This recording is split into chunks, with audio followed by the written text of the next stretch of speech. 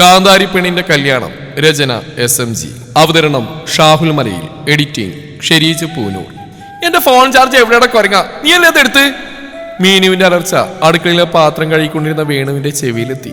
അദ്ദേഹം ഒരു ദീർഘനിശ്വാസത്തോടെ കൈകൾ തുടച്ചു. എന്നും കേൾക്കുന്നതാണ്, എന്നിട്ടും അതിനൊരു മാറ്റവുമില്ല. നിന്റെ ആ പൊട്ട ചാർജർ ആർക്ക് വേണം? ഞാൻ എടുത്തിട്ടൊന്നുമില്ല. കണ്ണൻ സോഫയിൽ കാലം നീട്ടിയിരുന്ന് കൂളായി ഉത്തരം പറഞ്ഞു. പിന്നെ തനിയെ പറഞ്ഞു പോയതാണോ? സത്യം പറഞ്ഞോടാ, ഇനി നിന്റെ ലാപ്ടോപ്പ് ഞാൻ എറിഞ്ഞുടക്കും.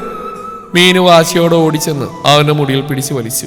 അച്ഛാ, ദേ തള്ളെന്നെ കൊല്ലുന്നേ! കണ്ണൻ നിലവിളിച്ചു. അവനവരുടെ കയ്യിൽ പിച്ചാൻ നോക്കി. ഓടി വന്ന വേണു അവരെ പിടിച്ചു മാറ്റി. എന്റെ മക്കളെ, നിനക്ക് അടുത്ത മാസം കല്യാണമുള്ളതാ, ഇപ്പോഴെങ്കിലും ഒന്ന് സമാധാനമായിട്ട് ഇരുന്നൂടെ? മീനു ദേഷ്യത്തോടെ മുറിയിലേക്ക് കയറി വാതിലടച്ചു. കണ്ണൻ പുറത്തുനിന്ന് വിളിച്ചു പറഞ്ഞു. നീ വീട്ടിൽ നിന്ന് ഒഴിഞ്ഞിട്ടേ മതിയായിരുന്നു, അന്ന് ഞാൻ പടക്കം പൊടിച്ച് ആഘോഷിക്കും. നിന്നെയൊക്കെ കെട്ടിക്കൊണ്ടുപോകുന്ന എന്റെ അവസ്ഥ ഓർക്കുമ്പോഴാ എനിക്ക് സങ്കടം. ഈ വീട്ടിലെ പതിവ് സംഭവമാണ് ഈ യുദ്ധം. അമ്മയില്ലാത്ത ഈ വീട്ടിൽ അച്ഛൻ വേണുവിനായിരുന്നു അമ്മയുടെ അച്ഛൻ്റെയും സ്ഥാനം. മൂത്ത മകൾ മീനും അനിയും കണ്ണനും തമ്മിലുള്ള വഴക്ക് കേൾക്കാത്ത ഒരു ദിവസം പോലും ഈ വീട്ടിലുണ്ടായിട്ടില്ല. അങ്ങനെ കല്യാണ ദിവസം വന്നെത്തി. പുലർച്ചെയുള്ള തുരുതുരാ മുട്ടുകെട്ടാണ് മീനു ഉണർന്നത്. പാതി ഉറക്കത്തിൽ വാതിൽ തുറന്നപ്പോൾ മുന്നിൽ കണ്ണൻ. എപ്പോഴും 8 മണിക്കൂറിരുന്ന അവൻ ഇന്ന് വിയർത്തു വിളിച്ച് നിൽക്കുന്നു. എന്താണ് ഈ വെളുപ്പിന്? എനിക്ക് ഉറക്കം വരുന്നു. മീനു കണ്ണു തിരുമ്മി. ഉറങ്ങിയത് മതി മീനുട്ടി, ഇന്നിന്റെ കല്യാണമല്ലേ, വേഗണിട്ട് റെഡിയാവും. അച്ഛൻ അമ്പലത്തിൽ പോകാൻ റെഡിയായി നിൽക്കുക. അവന്റെ ശബ്ദത്തിൽ പഴയ പരിഹാസമില്ലായിരുന്നു. അവൻ തന്റെ കയ്യിലുണ്ടായിരുന്ന ഒരു ചെറിയ പൊതി അവൾക്ക് നേരെ നീട്ടി. ഇത് നിനക്കുള്ള എന്റെ ഗിഫ്റ്റാ, നിന്റെ പഴയ ഫോൺ കേടായതല്ലേ, ഇത് വെച്ചോ. അതൊരു പുതിയ മൊബൈൽ ഫോൺ ആയിരുന്നു. തന്റെ ചെറിയ സമ്പാദ്യമെല്ലാം ചേർത്ത് അവൻ വാങ്ങിയതാണ്. അത് കണ്ടപ്പോൾ മീനുവിന്റെ ഉള്ളൊന്ന് വിങ്ങി. ഇതൊക്കെ എന്തിനാടാ കണ്ണാ? വീണ്ടാതെ പോയി കുളിക്കുവണ്ണേ, ഇനി ഒരിക്കൽ നിന്നെ വിളിച്ചോണത്ത് എനിക്ക് പറ്റില്ലല്ലോ. അവൻ മുഖം തിരിച്ച് വേഗത്തിൽ നടന്നുപോയി. അവന്റെ കണ്ണുകൾ നിറയുന്ന അവൾ കണ്ടു. മുറ്റത്ത് വലിയൊരു പന്തൽ ഉയർന്നു കഴിഞ്ഞിരുന്നു. നാട്ടുകാരും ബന്ധുക്കളും കൊണ്ട് പന്തൽ നിറഞ്ഞു. എങ്ങും ചിരിയും വർത്തമാനങ്ങളും നാദസ്വരത്തിന്റെ മുഴക്കവും. കല്യാണത്തിന്റെ തിരക്കിലേക്ക് ഓരോരുത്തരായി വന്നുകൊണ്ടിരുന്നു. വലിയ ചെമ്പുകളിൽ സദ്യ ഒരുക്കുന്ന മണം അന്തരീക്ഷത്തിൽ പടർന്നു. പന്തലിൽ ഇത്രയേറെ ആളുകളുണ്ടായിട്ടും ആ വീടിന്റെ ഉള്ളിൽ വേണുവിനും മീനുവിനും കണ്ണനും അതൊരു വല്ലാത്ത ഏകാന്തതയായിരുന്നു. പുറത്ത് ആഘോഷം നടക്കുമ്പോൾ അകത്തവർ തങ്ങളുടെ വേർപിരിയലിന്റെ നിമിഷങ്ങൾ ഓരോന്നായി എണ്ണുകയായിരുന്നു. അച്ഛൻ ഓരോ അതിഥികളെയും സ്വീകരിക്കുമ്പോഴും ഇടയ്ക്കിടെ അകത്തേക്ക് നോക്കുന്നുണ്ടായിരുന്നു. തന്റെ കൺമണി പടിയിറങ്ങാൻ പോകുന്ന ആ മുറിയിലേക്ക്. ബന്ധുക്കളും നാട്ടുകാരും കലപില വർത്തമാനങ്ങളുമായി പന്തലിനെ സജീവമാക്കി. പന്തലിന്റെ ഒരു മൂലയിലിരുന്ന പ്രായമായവർ ഓരോന്ന് പറഞ്ഞ് ചിരിക്കുന്നുണ്ടായിരുന്നു. വേണു ഭാഗ്യവാനാ, മീനുവിന് കിട്ടിയ ആലോചന അത്രയ്ക്ക് നല്ലതാ. ചെക്കൻ രാഹുൽ പാവാന്നായിട്ട് നല്ല ജോലിയും കുടുംബമാ. അമ്മാൻ പറഞ്ഞു. അതെ, 10 ആയപ്പോഴേക്കും രാഹുലിനെ കുറിച്ച് മോശം ആരും പറയില്ല. മീനുവിനാവും പൊന്നുപോലെ നോക്കും. പക്ഷേ വേണുവിനും കണ്ണനും ഇതിന്റെ കുറവ് നന്നായിട്ട് അറിയും. അമ്മയില്ലാത്ത കുട്ടിയോളല്ലേ. മുത്തശ്ശി നെടുവീർപ്പെട്ടു. ആ സംസാരങ്ങൾക്കിടയിലേക്കാണ് മുറ്റത്തെ ചെമ്മണിൽ പൊടിവെള്ളങ്ങൾ ഉയർത്തിക്കൊണ്ട് ആ കറുത്ത കാർ വന്ന് നിന്നു. കാറിന്റെ ഡോർ തുറന്ന് ചന്ദനക്കുറിയും ചന്ദന നിർമ്മല ഷർട്ടും കോടിമുണ്ടും എടുത്ത് പുറത്തേക്ക് ഇറങ്ങിയ ആളെ കണ്ടപ്പോൾ അവിടെ കൂടിയുന്നവരുടെ മുഖങ്ങളിൽ സന്തോഷം വിരിഞ്ഞു. ക്യാമറ കണ്ണുകൾ ആ കല്യാണ ചെക്കിനെ ഒപ്പിയെടുക്കാൻ മത്സരിക്കുകയായിരുന്നു. ഇടത് കൈകൊണ്ട് മുണ്ടിന്റെ തുമ്പ് അല്പം ഉയർത്തിപ്പിടിച്ച് ആത്മവിശ്വാസത്തോടെ നടന്നു നീങ്ങിയ അവനെ കണ്ണൻ ബൊക്കയും ഹാരവും നൽകി ഹൃദ്യമായി സ്വീകരിച്ചു. മന്ത്രധ്വനികൾക്കിടയിൽ രാഹുൽ മണ്ഡപത്തിലെ പീഠത്തിൽ ഉപവിഷ്ടനായി. ഇനി വധുവിനെ വിളിച്ചോളൂ. പൂജാരിയുടെ നിർദ്ദേശം വന്നു. മീനുവിന്റെ അച്ഛൻ അകത്തേക്ക് നടന്നു. താലമേന്തിയ പെൺകുട്ടികൾക്ക് പിന്നാലെ സർവാഭരണ വിഭൂഷിതയായി അച്ഛന്റെ കൈകളിൽ മുറുകെ പിടിച്ച് മീനു പടിയിറങ്ങി വന്നു. അവളുടെ വിരലുകൾ വിറക്കുന്നുണ്ടായിരുന്നു. ആ കൈകളിൽ തന്റെ ഉള്ളം കൈ ചേർത്ത് പിടിച്ചപ്പോൾ അച്ഛൻ നൽകുന്ന ആ സുരക്ഷിത ബോധത്തിൽ അവളുടെ ആദ്യ പതുക്കെ അലിഞ്ഞില്ലാതെയായി. മണ്ഡപത്തെ വലം വെച്ച് അവൾ രാഹുലിന്റെ വാമഭാഗത്തിരുന്നു. നാദസ്വരത്തിന്റെ അകമ്പടിയോടെ പ്രാർത്ഥനകൾക്കും മന്ത്രോച്ചാരണങ്ങൾക്കും ശേഷം അവൾ അവന് വരണമാലിയും ചാർത്തി.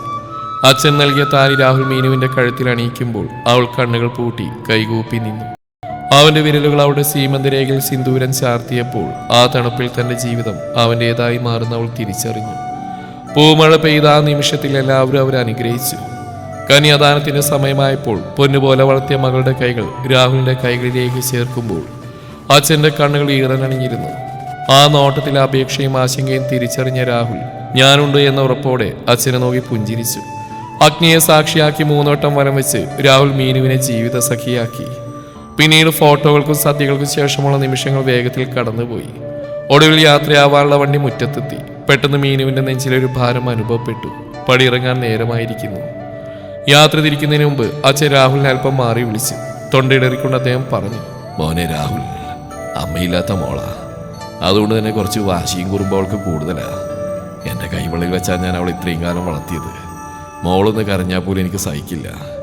നാളെ അവൾ എന്തെങ്കിലും തെറ്റ് ചെയ്താ അല്ലെങ്കിൽ കുറുമ്പ് കാട്ടിയാ മോനെ അവളെ വേദനിപ്പിക്കരുത്. എന്ത് തെറ്റുണ്ടെങ്കിലും മോൻ എന്നോട് പറഞ്ഞാൽ മതി. ഈ അച്ഛൻ അവളെ പറഞ്ഞ് മനസ്സിലായിക്കോളാം. എൻ്റെ കൺമണിയെ മോൻ്റെ കൈകളിൽ ഏൽപ്പിക്കുകയാണേ. രാഹുലിന്റെ മനസ്സ് നിറഞ്ഞു. അവൻ അദ്ദേഹത്തെ ചേർത്ത് പിടിച്ച് പറഞ്ഞു, ഈ രാഹുൽ ഉള്ളിടത്തോളം അങ്കിൾ ഒന്നിനും ഭയപ്പെടേണ്ട. എന്റെ പ്രാണനെ പോലെ ഞാൻ അവളെ നോക്കും. ഞാനായിട്ട് അവളെ വേദനിപ്പിക്കില്ല.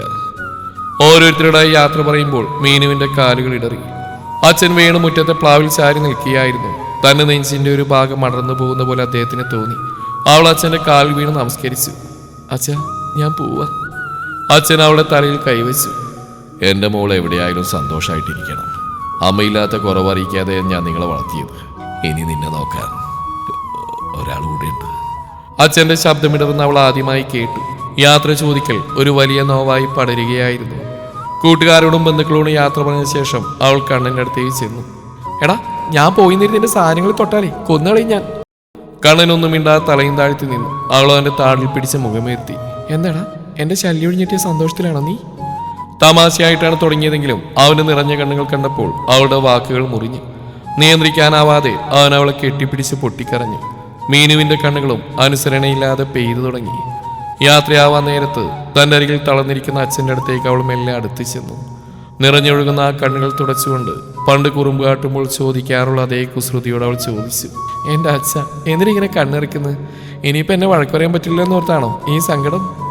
ആ വാക്കുകളിൽ പരിഭവം ഉണ്ടായിരുന്നില്ല. പകരം അച്ഛൻ്റെ നെഞ്ചിലെ ഭാരം കുറയ്ക്കാനുള്ള ഒരു മകളുടെ കരുതൽ മാത്രമായിരുന്നു. ആ ചോദ്യം കേട്ടപ്പോൾ ആ അച്ഛൻ്റെ ഉള്ളൊന്ന് പിടഞ്ഞു. മറുപടിയായി ഒന്നും പറയാനാവാതെ പാതി ചിരിച്ചും പാതി കരഞ്ഞും അദ്ദേഹം അവൾ ഒന്നുകൂടി ചേർത്ത് പിടിച്ചു. ലോകം മുഴുവൻ കീഴടക്കിയാലും അച്ഛൻ്റെ മുന്നിൽ താൻ ഇപ്പോഴും ആ പഴയ കുഞ്ഞു മീനുവാണെന്ന് അവൾ ഒരിക്കൽ കൂടി ഓർമ്മിപ്പിക്കുകയായിരുന്നു. അച്ഛൻ അവളെ ചേർത്ത് പിടിച്ച് നെറ്റിൽ ചുംബിച്ചു. മോൾ അവിടെ നല്ല കുട്ടിയായിരിക്കണം കേട്ടോ. അദ്ദേഹം അത് പറയുമ്പോൾ പതറിപ്പോയിരുന്നു. അവൾ ആ മാറിലേക്ക് വീണ് വിതുമ്പിയപ്പോൾ അച്ഛൻ്റെ ഉള്ളിൽ കാലം പിന്നിലേക്ക് സഞ്ചരിക്കുകയായിരുന്നു. ആശുപത്രിയിൽ ആ ഇടുങ്ങിയ മുറിയിൽ വെച്ച് നേഴ്സ് ആദ്യമായി എൻ്റെ കൈകളിലേക്ക് വെച്ചെന്ന ആ ചോരക്കുഞ്ഞിൻ്റെ ചൂട് ഇന്നും എൻ്റെ കൈവെള്ളയിലുണ്ട്. ലോകത്തിലെ സകല നിധികളും എൻ്റെ കൈപ്പിടിയിലായതുപോലെ തോന്നിയ നിമിഷം, എൻ്റെ ഒരു വിരലിൽ അവളുടെ കുഞ്ഞു കൈകൾ ആദ്യമായി മുറുകെ പിടിച്ചപ്പോൾ എന്നിലെ അച്ഛൻ ജനിക്കുകയായിരുന്നു. അച്ഛ എന്ന് അവൾ ആദ്യമായി വിളിച്ച ആ വിളി ഇന്നും ഒരു മന്ത്രം പോലെ എൻ്റെ കാതുകളിലുണ്ട്. പിച്ച വെച്ച് തുടങ്ങിയ കാലത്ത് വീഴാതിരിക്കാൻ എൻ്റെ വിരലുകളിൽ തൂങ്ങി നടന്ന ആ വൈകുന്നേരങ്ങൾ എത്ര മനോഹരമായിരുന്നു. കുഞ്ഞനിയൻ വന്ന ദിവസം അച്ഛൻ എന്നെ നീ സ്നേഹിക്കില്ലേ, എന്നെ കളയുമോ എന്ന് ചോദിച്ച് വിതുമ്പിയ ആ വലിയ കണ്ണുകളിലെ പേടി മാറ്റാൻ ഞാൻ എത്ര കഷ്ടപ്പെട്ടതാണ്. കാലം എത്ര വേഗമാണ് പറന്നുപോയത്. എൻ്റെ മടിയിൽ തലവെച്ചിറങ്ങാൻ വാശി പിടിച്ചിരുന്ന എൻ്റെ കുറുമ്പുകാരി അവൾ ഇന്ന് മറ്റൊരു വീടിൻ്റെ വിളക്കാവാൻ ഒരുങ്ങുകയാണ്. ആദ്യമായി സ്കൂളിൽ കൊണ്ടുവിട്ട ദിവസം എൻ്റെ കൈവിടാൻ മടിച്ച് കരഞ്ഞ അതേ പേടിയോടെ അവൾ ഇന്ന് എന്നെ കെട്ടിപ്പിടിച്ച് നിൽക്കുന്നു. എൻ്റെ മാറിലെ നനവ് എനിക്ക് പറഞ്ഞു തരുന്നുണ്ട്, അവൾ എത്ര വളർന്നാലും എത്ര വലിയവളായാലും എൻ്റെ ഈ ഉള്ളിൽ അവൾ എന്നെന്നും പഴയ കുഞ്ഞു മീനു തന്നെയായിരിക്കും. മകളെ യാത്രയാക്കുമ്പോൾ ഉള്ളു പിടയുന്നുണ്ടെങ്കിലും അവളുടെ സന്തോഷങ്ങളിൽ എൻ്റെ മനസ്സ് നിറയുന്നു. സ്നേഹത്തിൻ്റെയും വേർപാടിൻ്റെയും നോവ് ഒരു മധുരമുള്ള വേദനയായി എന്നിൽ അവശേഷിക്കുന്നു. അണപൊട്ടിയ സങ്കടം. കാറിൽ കയറാൻ നേരത്തെ അവൾ കണ്ണനെ തിരഞ്ഞു. അവൻ ആളൊഴിഞ്ഞൊരു മൂലയിൽ തളർന്നിരിക്കുകയായിരുന്നു. മീനു ഓടിച്ചെന്ന് അവൻ്റെ കൈ പിടിച്ചു. എടാ, നീ പറഞ്ഞില്ലേ ഞാൻ പോകുമ്പോൾ പടക്കം പൊട്ടിക്കുന്നു, എന്നിട്ട് എന്തോന്ന് കേൾക്കാത്ത? അവൾ കരഞ്ഞുകൊണ്ട് ചോദിച്ചു.